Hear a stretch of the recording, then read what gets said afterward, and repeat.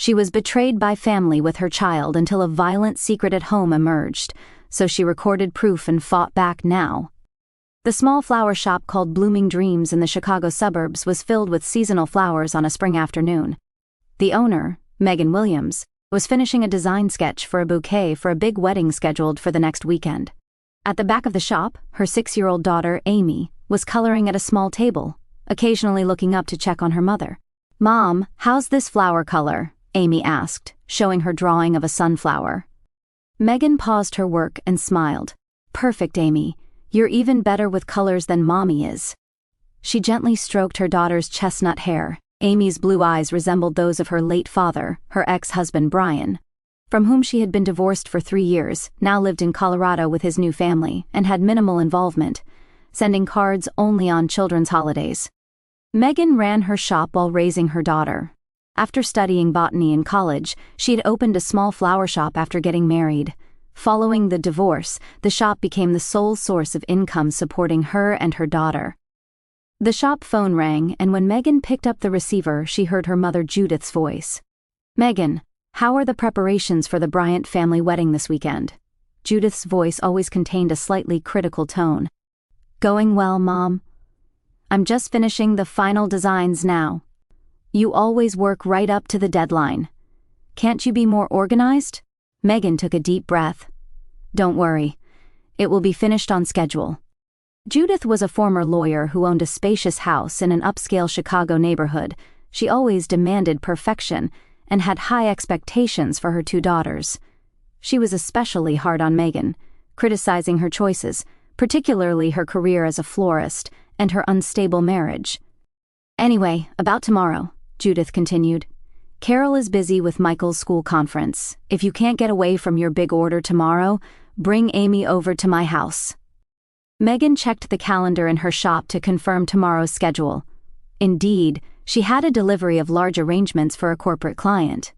Normally, she would ask the daycare for extended hours, but tomorrow the facility was closed for staff training. "Thanks, Mom. I'll take you up on that," Megan answered with slight hesitation. After ending the call, Megan looked toward Amy. Recently, she had noticed that when her daughter returned from her grandmother's house, she seemed less energetic and quieter than usual. "Amy, it looks like you'll be spending tomorrow at Grandma's house." The smile disappeared from Amy's face. "Will Michael be there?" "Probably. You'll be able to play with your cousin Michael, right?" Amy silently returned to her coloring. Yes, Megan's sister Carol had a 10-year-old son named Michael. She had recently divorced and moved back into her wealthy mother's house. Unlike Megan, Carol had followed the path her mother expected: a prestigious university, a job at a famous company, and marriage to a man from a good family. However, her marriage had fallen apart due to her ex-husband's infidelity, and she had become emotionally unstable. Michael was beginning to be known as a troublemaker at school. He often directed the anger from his parents' divorce toward other children, especially his cousin Amy. As Megan prepared to close the shop, she thought about how Carol had always been jealous of Megan's daughter, Amy. It seemed that Carol couldn't stand that Amy was growing up to be beautiful, had a kind personality, and was well regarded at school. "Let's go home when you're ready, Amy," Megan called to her daughter. "I'll make pasta tonight with lots of cheese." "Lots of cheese?" Amy asked, perking up a little. "Of course." Their apartment was a 10-minute walk from the flower shop. Though it was a small 2-bedroom place, Megan had created a warm atmosphere with colorful furniture and plants. From the apartment windows, they could see a small park where they often spent weekends together. After dinner, Megan gave Amy a bath and put her to bed. After her daughter fell asleep, she sat on the living room sofa, opened her laptop, and did a final check for tomorrow's delivery. Then she found an email from her mother in her inbox. "Megan, bring Amy at 10 o'clock in the morning tomorrow. Carol should be back by 1 o'clock in the afternoon. I'll be home until 3 o'clock in the afternoon. I'll bake Amy's favorite cookies." The message ended with love. But to Megan, those words felt empty. Her mother's love always came with conditions. She wrote a reply. "Thanks, Mom. I'll be there at 10 o'clock in the morning. Please take care of Amy." Megan closed the screen and looked up at the ceiling. People around her thought her family was wonderful. A wealthy, educated mother with social standing who was a former lawyer, a sister who was a successful career woman, and then there was Megan, the poor but trying hard single mother. No one knew about the tensions and conflicts beneath the surface. She peeked into Amy's room. Her daughter was sleeping peacefully. Megan kissed Amy's forehead and prayed that tomorrow would go smoothly. The next morning, Megan's flower shop was bustling with preparations for delivery. Elaborate arrangements for a major law firm's opening ceremony were lined up, and she was busy with last-minute adjustments. "Amy, we'll be going to Grandma's house in 15 minutes, Megan called from the back of the shop. Amy nodded silently as she packed colored pencils and a coloring book into her small backpack. Her favorite purple dress had just been mended by her mother the previous week. "Mom, can't I stay at the shop?" "I'll help," Amy asked in a small voice. Megan stopped what she was doing and crouched down in front of her daughter. "I'm sorry, today is especially busy. I promise I'll pick you up as soon as I get back from the delivery." "I promise." Amy shrugged resignedly. "Okay, I understand." When they arrived at Judith's house, Michael's bicycle was already at the entrance. Megan frowned. Carol was supposed to be busy with a conference today. "Good morning, Megan." Judith opened the door, appearing with perfectly styled hair and an expensive cashmere sweater. "Amy, aren't you going to greet Grandma?" Amy said. "Good morning," in a small voice, standing behind Megan as if hiding. "Where's Carol?" "I thought she had a conference," Megan asked, peering into the entrance hall.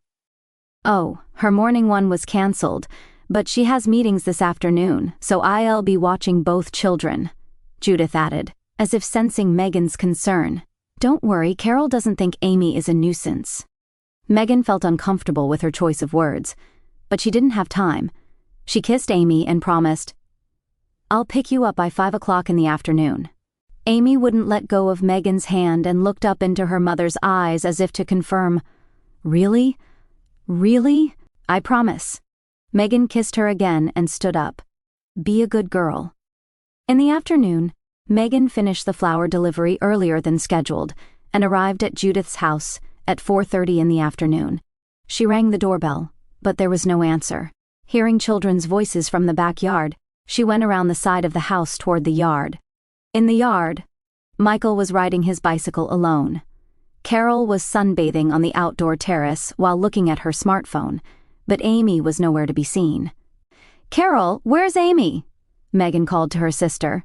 Carol responded without looking up. "Inside, I guess, with Mom."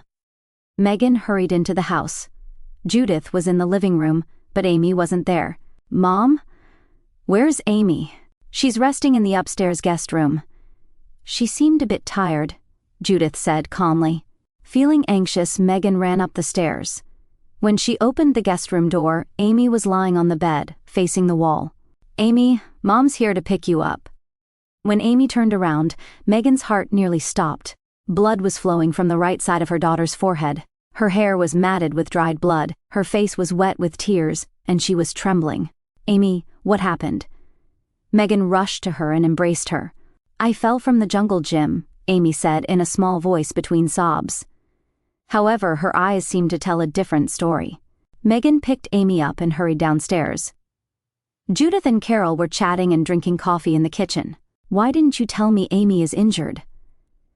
Megan's voice trembled with anger and fear. Judith shrugged. "It's nothing serious. Children fall all the time." Carol put a Band-Aid on it. "A Band-Aid? She's bleeding from her head," Carol interjected. "Michael gets hurt almost every week. Children heal quickly." Megan stared at them in disbelief. "I'm calling right now." She took out her smartphone with one hand and called her mother. "Mom, why didn't you tell me about Amy's injury immediately?" On the other end of the phone, Judith answered coldly, "You're overreacting. Don't make such a fuss. Amy just fell while playing in the yard this afternoon. Her wound is serious. Why didn't you take her to the hospital?" "Megan, you're always too overprotective, making such a big deal out of this." Megan hung up and put Amy in her car. "It's okay. We're going to the hospital." In the car, Amy fell silent and stared out the window. Megan tried to talk to her several times while checking on her in the rearview mirror, but Amy only gave brief responses. On the way to the hospital, Megan's heart was filled with fear and doubt. Was Amy's injury really just caused by falling from the jungle gym? And why were her mother and Carol so indifferent? Megan shifted her gaze from the steering wheel she was gripping tightly and looked at Amy in the rearview mirror. Amy was hugging her doll and trembling slightly. Megan was determined. She had to find out the truth. When their name was called at the reception, Megan stood up, holding Amy's hand. She followed the nurse. The emergency room at Chicago Memorial Children's Hospital was relatively empty for a weekday evening. The walls were decorated with brightly colored pictures of animals, showing consideration for reassuring children. However, Amy's expression remained rigid in stark contrast to the brightness around her. "Hello, Miss Williams. I'm Dr. Sarah Cohen." A middle-aged female doctor with a calm voice entered the examination room. After a brief nod to Megan, she immediately turned to Amy with a gentle smile. "And you must be Amy. Nice to meet you." Dr. Sarah began with general questions, as she gently examined Amy's wound. She asked Megan when and how the injury had occurred. "I wasn't there," Megan said, feeling guilty. "My daughter says she fell from a jungle gym while playing at her grandmother's house." Dr. Sarah nodded, but her eyes were fixed on the wound. "Amy, does it hurt only here? Did you hit any other part of your body?" Amy glanced at her mother before shaking her head slightly. "May I examine you a bit more?" Dr. Sarah asked gently. "Let's have your mom wait outside for a moment, and we can talk, just us girls." Megan hesitated for a moment, but decided to trust the doctor's professional judgment. "It's okay, Amy. I'll be right outside." The 15 minutes waiting in the hallway felt like an eternity. Megan sat in a plastic chair, gripping her hands tightly. She couldn't get her mother and Carol's indifferent attitude out of her mind. Amy was certainly an active child, but their reaction in dismissing such an injury as nothing serious was abnormal. Finally, the examination room door opened, and Dr. Sarah came out. "Can we talk?" She led Megan to another small consultation room. "Amy is with a nurse, drawing pictures now," Dr. Sarah explained as she sat down. "Don't worry, she'll be fine.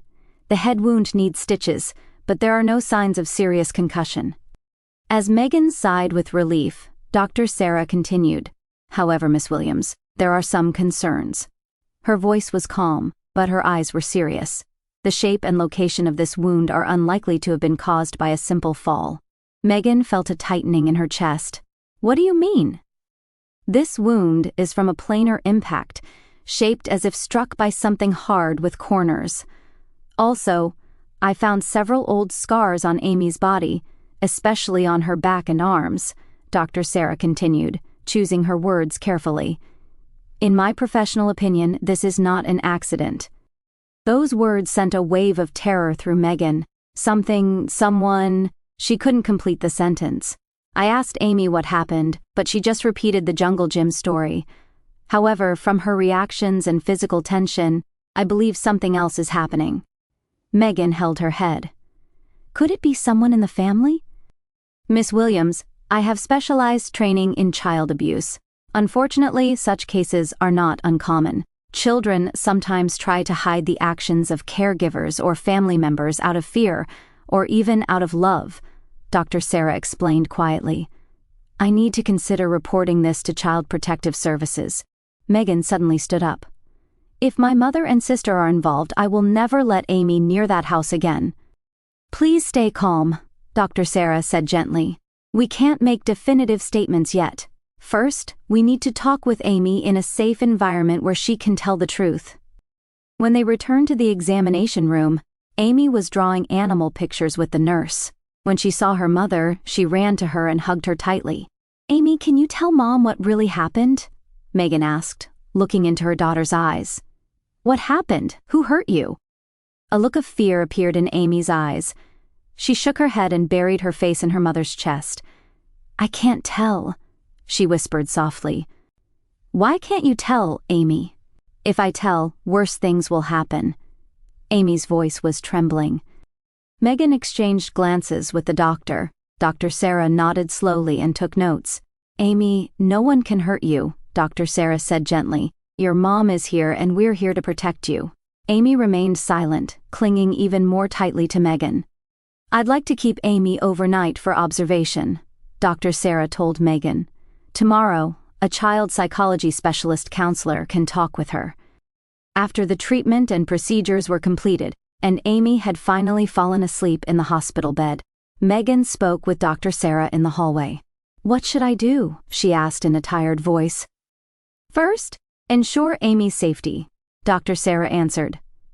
"Until she can talk about what happened, she should be kept away from people who might be hurting her."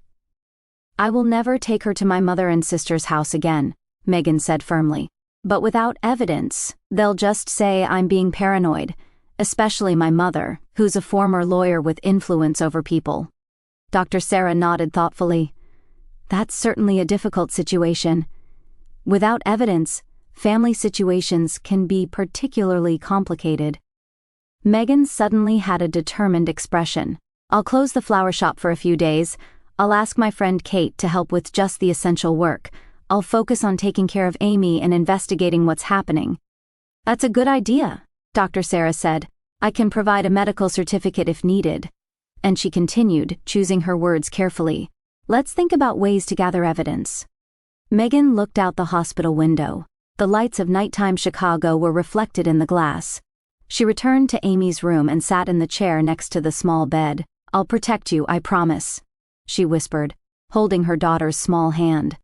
The next morning, Megan was talking with Dr. Sarah while drinking coffee in the hospital cafeteria.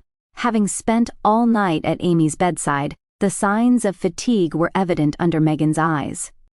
"I've been thinking a lot last night," Megan said, holding her coffee cup with both hands. "Amy is hiding something.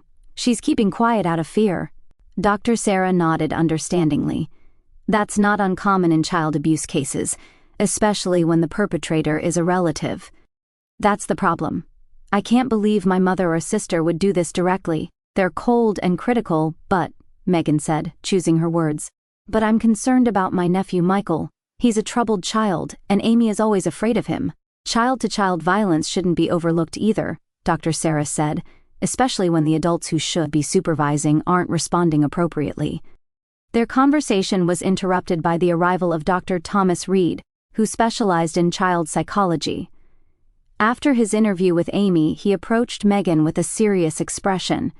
"Miss Williams, Amy still isn't talking about the details, but through her drawings and play, I'm seeing some patterns," Dr. Reed explained.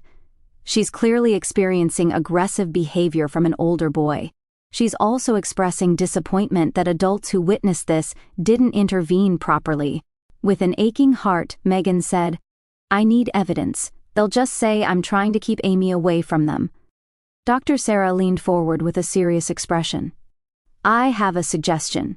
It's legally a gray area, but," she lowered her voice, "is there a way you could record something to gather evidence?" Megan thought deeply. "Amy has a favorite teddy bear. She takes it everywhere she goes. If you could hide a small camera in that teddy bear." Dr. Sarah started but stopped. "However, this is not something I can formally suggest. Recording and surveillance laws vary by state, and recording without consent can be problematic. But my child's safety comes first." Megan was resolute. "I have a friend who's good with technology. She might be able to help." That afternoon, Amy was cleared for discharge. Megan had her friend Terry modify the teddy bear, embedding a small camera and microphone. They gave Amy an age-appropriate explanation. "Amy, this teddy bear is special," Megan said, looking into her daughter's eyes. "He has magical powers to protect you. Even if something scary happens, the teddy bear will tell Mommy about it." Amy looked at the stuffed animal with a half-doubtful expression. "The teddy bear is watching?" "Yes, the teddy bear is always watching over you," Megan explained gently. "So take the teddy bear with you when you go to Grandma's house." "But what if Michael takes the teddy away?" Amy's voice trembled with fear. Megan's heart ached. Amy's words strongly suggested that Michael was the object of her fear. "The teddy bear is yours. No one can take it away. If that happens, you can clearly say, 'Give it back.'" That weekend, Megan called her mother. "Mom, I want to talk about Amy." "Oh, how's her wound? You always overreact." Judith's voice was cold. "She's fine," Megan said, suppressing her anger. Actually, I'd like Amy to play with Michael tomorrow. I have an important business meeting. On the other end of the phone, Judith's tone changed. Well, that's wonderful. Michael will be happy. Carol will be home too, so there's no problem. Thank you. I'll bring her around 10 o'clock. Megan hung up, feeling like her stomach was in knots. The next day, Megan dropped Amy off at her mother's house, promising, I'll pick you up at 2 o'clock. Amy tried to appear brave, but she was clearly nervous. She held her teddy bear firmly. Megan didn't actually go home, but positioned herself at a nearby cafe, monitoring the footage from the teddy bear's camera in real time via an app Terry had set up. The first hour was peaceful. Amy was quietly coloring in the living room, and Judith occasionally came to check on her. However, the situation changed after lunch. The camera captured Michael luring Amy into the garden while Carol was busy on the phone. Hey, baby!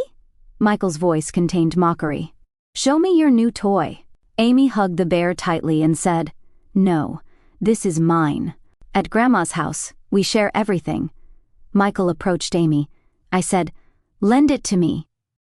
When Amy silently shook her head, Michael suddenly pushed her down. The teddy bear rolled away, and the camera captured them from an angle. Michael grabbed Amy's arm and twisted it hard. It hurts! Stop it! Amy's cry made Megan tremble. She started to stand up, but Terry grabbed her arm. You're gathering evidence, right? Terry said quietly. She knows you're picking her up in 20 minutes. Megan sat back down in agony. On the screen, Carol had come out to the garden. What are you doing? Carol called to Michael. Amy won't lend me her toy, Michael said with dissatisfaction. Seeing Amy crying, Carol said, crying dramatically again, That's Megan's child for you, and gently stroked Michael's head. But Michael, don't be too rough. Your aunt will complain again. She went back into the house without watching over them. The camera captured Michael threatening Amy. Megan couldn't watch anymore. She arrived at her mother's house 30 minutes earlier than planned. In the garden, Amy was sitting alone, holding her teddy bear. Michael was nowhere to be seen.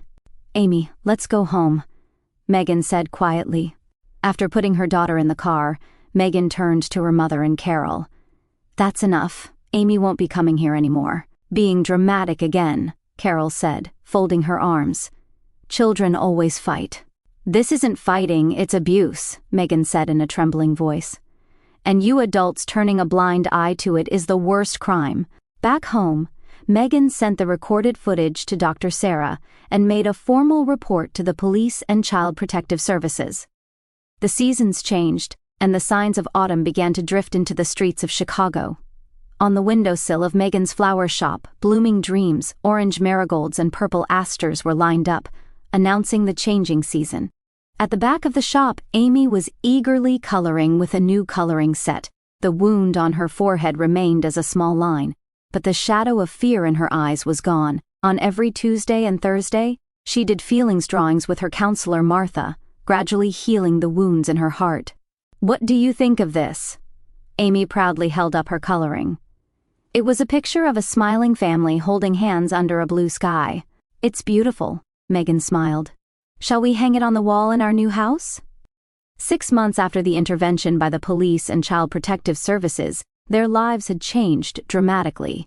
After Megan submitted her evidence, the investigation progressed rapidly, and it was discovered that Michael had been inflicting similar violence on other children as well. He was now placed under supervision in a specialized family home, receiving treatment from a child psychiatrist 3 times a week.